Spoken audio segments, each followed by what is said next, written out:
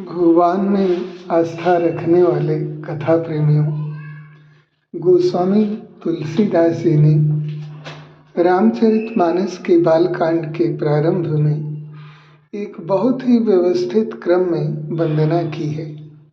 उनकी यह वंदना उनकी विनम्रता और सब में ईश्वर को देखने के दृष्टिकोण को दर्शाती है। सबसे पहले वाणी अर्थात सरस्वती और विनायक अर्थात गणेश, जो ज्ञान और बुद्धि के आधार हैं, उनकी वंदना की।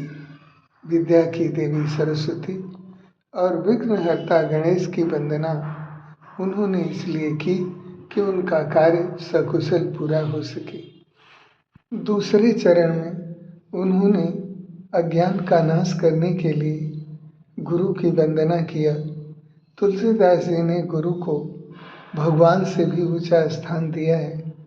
उन्होंने गुरु के चरणों की धूल को अमी मोरिमय चूरन चारु कहकर ये सिद्ध किया कि अमृतमयी जड़ी बूटी का सुंदर चूर्ण गुरु के चरणों में है, जो मन के विकारों को दूर करता है। तीसरे चरण में उन्होंने ब्राह्मण और संत वंदना किया, जो आनंद और कल्याण के मार्गदर्शक हैं। ब्राह्मणों को उन्होंने पूजनीय माना है। संतों की वंदना करते हुए उन्होंने उनकी तुलना प्रयागराज तीर्थराज से की है, जहाँ भक्ति, ज्ञान और वैराग्य का संगम है। चौथी वंदना उन्होंने दुष्ट लोगों की किया, जिन्हें रामायण में असंत कहकर संबोधित किया गया है। उन्होंने दुष्टों को भी प्रणाम किया। उन्होंने कहा कि जैसे कड़वापन देने वाली चीज़ें भी प्रकृति का हिस्सा हैं, वैसे ही दुष्ट भी अपनी जगह हैं। उन्हें प्रणाम करने का उद्देश्य यह था कि वे उनके शुभ कार्य में बाधा न डालें। पांचवी वंदना उन्होंने भक्त और राम भक्तों की किया। इसमें उन्होंने विशेष रूप से हनुमान जी की वंदना की।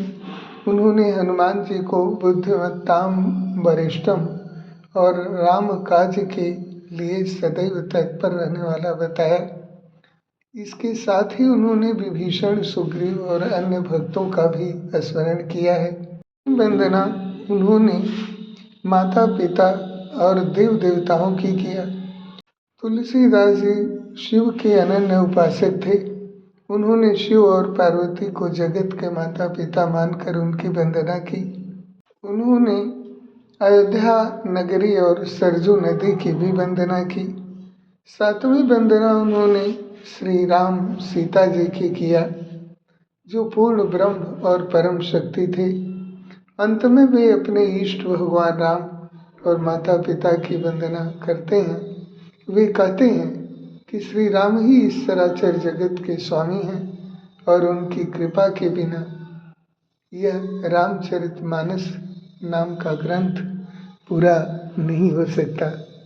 ईश्वर कल्याण करे। आपका दिन भी शुभ हो।